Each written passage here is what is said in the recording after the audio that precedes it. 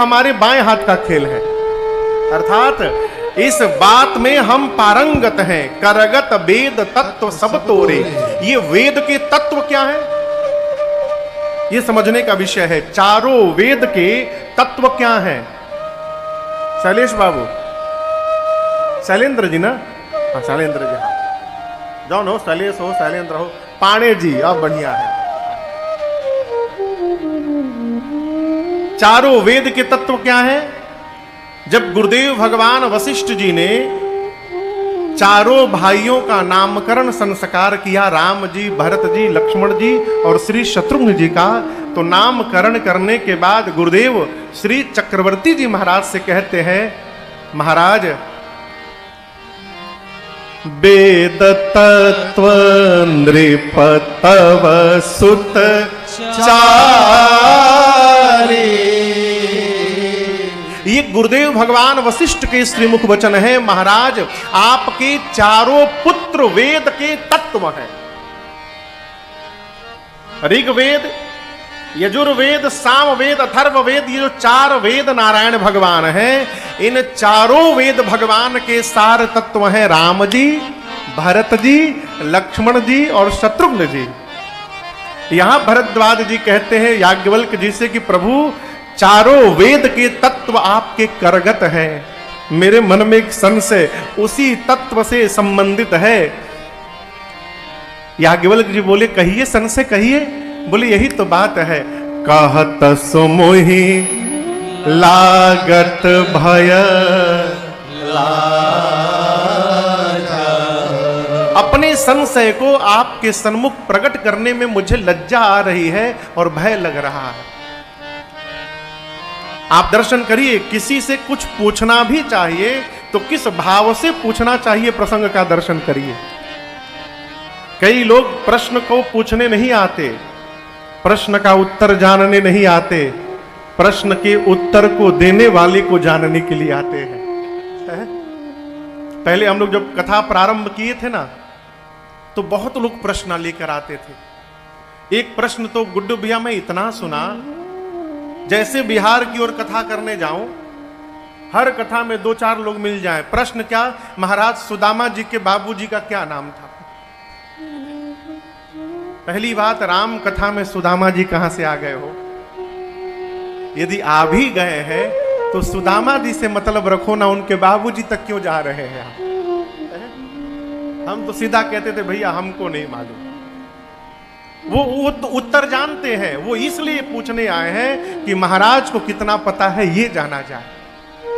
यहां भरद्वाज जी की आप दैन्यता का दर्शन करिए। कहते प्रभु जो मेरे मन में प्रश्न है, उस प्रश्न को आपके सन्मुख रखने में मुझे भय लग रहा है और लज्जा आ रही है। भय इस बात से कहीं आप ये न समझ लें कि मैं आपका कहीं परीक्षण करने तो नहीं आ गया हूं, और लज्जा इस बात से आ रही है मैं प्रातः स्मरणीय परम पूज्यपाद श्री वाल्मीकि ऋषि का शिष्य हूं।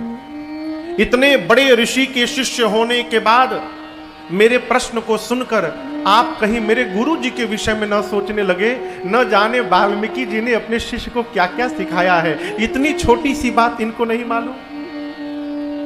इस कारण मुझे लज्जा आ रही है। लेकिन यहां एक सिद्धांत भरद्वाज जी कहते हैं प्रभु संत कहाँ ही असनीति प्रभु, श्रुति पुराण मुनि गाव, होई न विमल विवेक उर, गुरसन किए दुरा। संत भगवान ये नीति बताते हैं। श्रुति यानी वेद पुराण मुनि गाते हैं क्या? अपने श्रेष्ठ से छिपाव करने पर जीवन में कभी श्रेष्ठ विवेक जागृत होने वाला नहीं है। इस बात को गांठ बांध कर रखिएगा। छिपाव हमारे विवेक को समाप्त कर देता है। जीवन में यदि आनंद पूर्वक जीना चाहते हैं तो अपने श्रेष्ठ से छिपाव से बचिए। छिपाने वाला 24 घंटे इसी टेंशन में बना रहता है कहीं पता न चल जाए। वो नाना प्रकार के यत्न में लगा रहता है, क्या करे कि उनको पता न चले।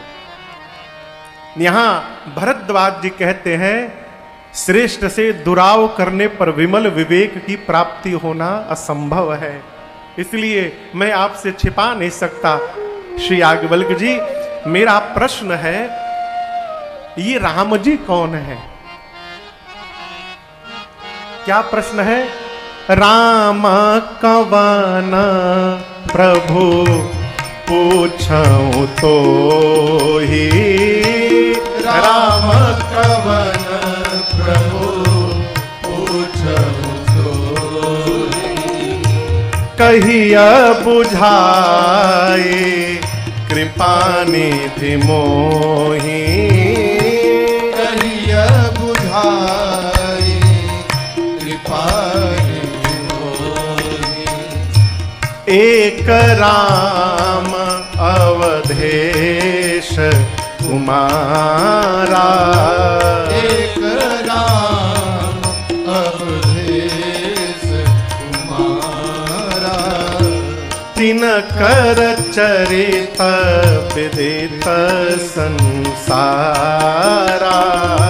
तिनकर चरित विदित संसारा, नारी बिरह दुख लहेऊ अपारा, नारी विरह दुख लहेऊ अपारा, फिर भयऊ रो शरण रावण मारा, भयऊ रो शरण रावण मारा, भयऊ रो शरण रावण मारा, भयऊ रो शरण रावण मारा।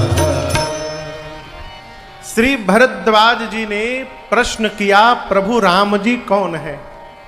और आगे दर्शन करिए, कहते हैं, आप तो ज्ञान के सागर हैं भरद्वाज जी, आप गागर में भी सागर को भरने की शक्ति रखते हैं, आप एक वाक्य में एक ग्रंथ को समाहित कर सकते हैं। लेकिन मेरी आपसे प्रार्थना है, आप इतने सरल भाषा में सुनाइएगा कि मेरे समझ में बात आ जाए। गूंज रही है आवाज?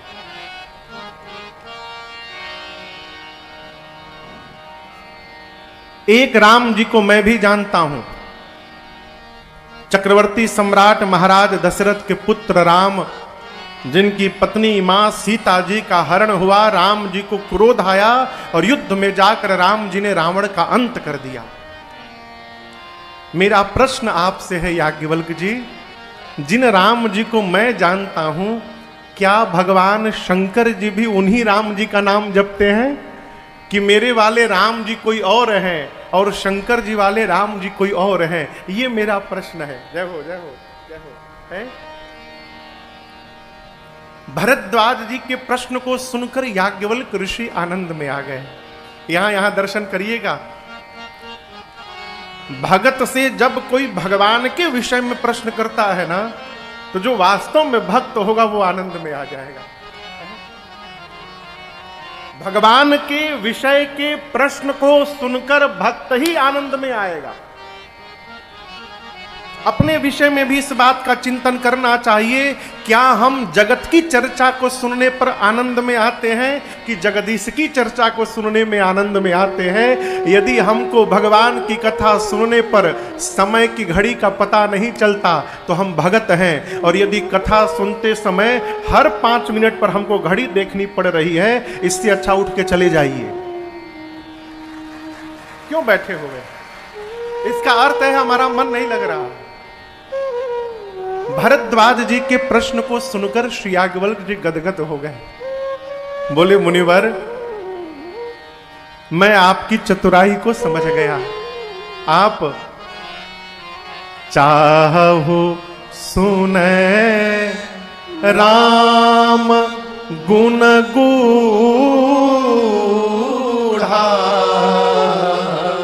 आप राम जी का गूढ़ चरित्र सुनना चाहते हैं। कीन्हे हूँ प्रश्न मनहूँ अति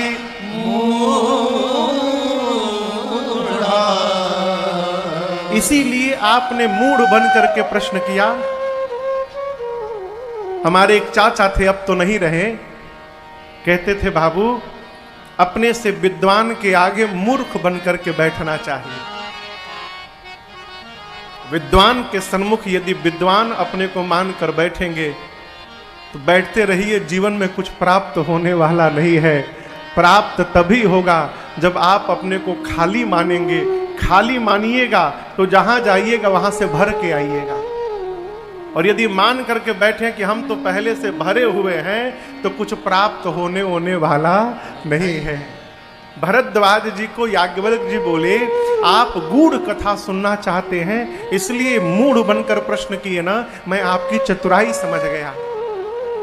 भरद्वाज जी जैसे आपने प्रश्न किया उसी प्रकार एक बार भवानी जी ने भगवान शंकर से प्रश्न किया था।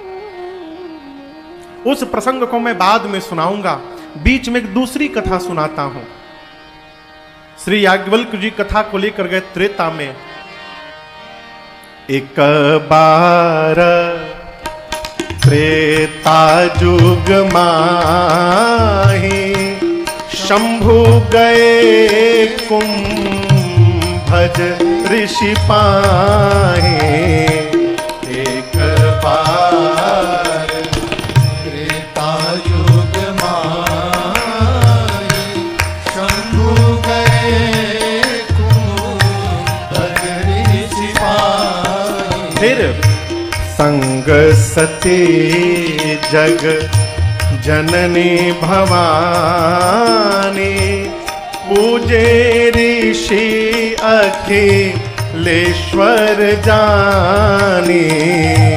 संग सती जग जननी भवानी पूजे ऋषि अखिलेश्वर जानी। राम कथा मुनि बरज बखानी। राम कथा मुनि बरज बखानी। राम कथा मुनि बरज बखानी। सुनी महेश परम सुख मानी। राम कथा मुनि बरज बखानी। सुनी महेश परम सुख मानी। सुनी महेश परम सुख मानी। सुनी महेश परम सुख मानी। एक बार त्रेता युग में भगवान शंकर मां सती के साथ, सती मैया पार्वती मैया का पिछला जन्म का स्वरूप है। सती मैया के साथ भगवान शंकर कैलाश से उतरे और दंडकारण्य में अगस्त ऋषि के आश्रम में कथा श्रवण करने के लिए गए। अगस्त ऋषि ने द्वार पर भगवान शंकर और मां भवानी को देखा। भैया बीच में छुइए मत कुछ भी।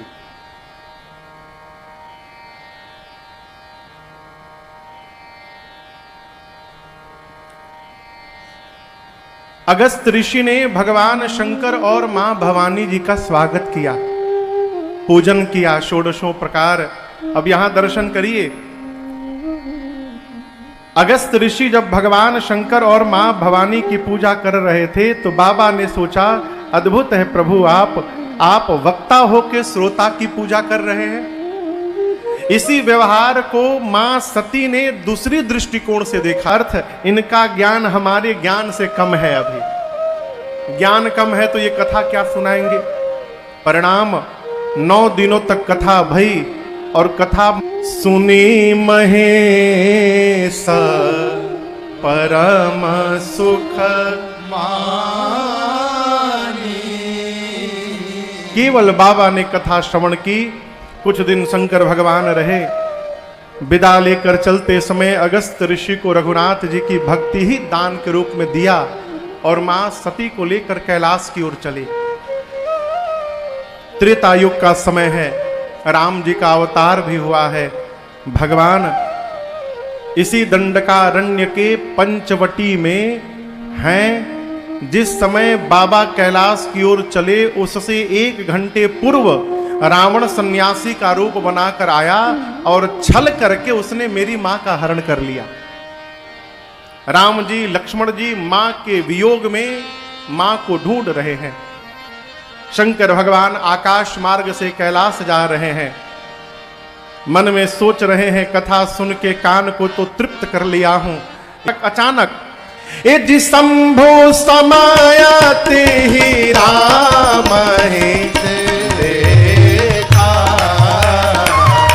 शंभो समायाते ही राम देखा, उपजा ही अति हरस विशेखा, उपजा ही अति हरस विशेखा, भरी लोचन छवि सिंधु निहारी, भरी लोचन छवि सिंधु निहारी, कुसमय जानी न कीन्ह चिन्हारी, कुसमय जानी न कीन्ह चिन्हारी। वहीं से बाबा बोले जय सच्चिदानंद जग पावन, जय सच्चिदानंद जग पावन, हस कहि चले मनोज दसावन, हस कहि चले मनोज दसावन,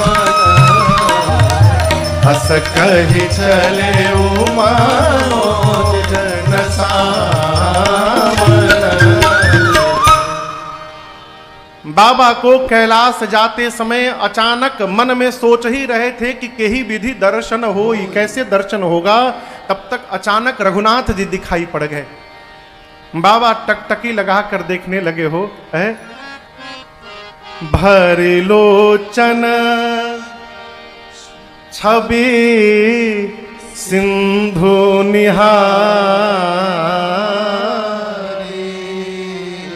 देखिए यहां पर भगवान के स्वरूप को गोस्वामी जी ने समुद्र बताया। हो सकता है कि कुएं के पास जाने के बाद भी कोई न भरे, हो सकता है तालाब के पास भी जाने के बाद कोई न भरे। यह भी संभव है कि नदी के पास जाकर कोई भर न पाए, लेकिन ऐसा कोई नहीं है माई बाप जो सागर के पास जाकर खाली लौट आए। सागर के पास तो भरना ही भरना है। भगवान के स्वरूप को गोस्वामी जी ने यहां पर समुद्र कहा और बाबा आंख रूपी पात्र को लगे भरने। भरे लोचन छवि सिंधु निहारी। बाबा ऊपर से टकटकी लगाकर देखे, कुसमय जानी। कुसमय क्यों? राम जी लीला में हैं, कहीं मेरे प्रत्यक्ष वहां जाने से भगवान की लीला में कोई विघ्न न उत्पन्न हो जाए, इसलिए उचित अवसर नहीं है। ऐसा जानकर गए नहीं। ऊपर से ही भगवान शंकर ने कहा, हे सच्चिदानंद भगवान आपकी जय हो, आपकी जय हो, आपकी जय जयकार हो। बोलिए सच्चिदानंद भगवान की जय जयकार करके बाबा आगे बढ़ गए। अस कही चले वो मनोज। अब यहां प्रसंगवश आपसे निवेदन करूं, कहीं भी देवालय में मंदिर में जाएं और यदि वहां भीड़ लगी है तो धक्का मुक्की करके आगे जाने का प्रयास ना करिए। भगवान सबको देखते हैं। जैसे शंकर जी ने दूर से सच्चिदानंद भगवान आपकी जय हो कह दिया, और राम जी ने स्वीकार कर लिया। उसी प्रकार आप भी जहां हैं वहीं से खड़े खड़े कहिए, प्रभु आपकी जय जयकार हो, हम आपकी शरण में आ गए। कई लोग आगे जाने के लिए धक्का मुक्की करते हैं, ये अपराध है, भगवत अपराध है? जहां है वहीं से। कई लोग कहते हैं हम भगवान को देख नहीं पा रहे हैं। अरे आप घबराइए मत, आप भले उनको नहीं देख पा रहे हैं, लेकिन वो आपको देख रहे हैं कि आप उनके मंदिर में आए हैं, यही पर्याप्त है। हम देखे चाहे ना देखे, वो देख लिए, ये पर्याप्त है। किसी ने सूरदास जी से कहा कि आप क्यों रोज आते हैं वृंदावन बांके बिहारी जी के मंदिर में, आपको तो दिखाई नहीं देता है? सूरदास जी बोले, हमको नहीं दिखाई देता है, लेकिन उनको तो दिखाई देता है कि हम रोज यहां पर आया करते हैं, यही पर्याप्त है मेरे लिए।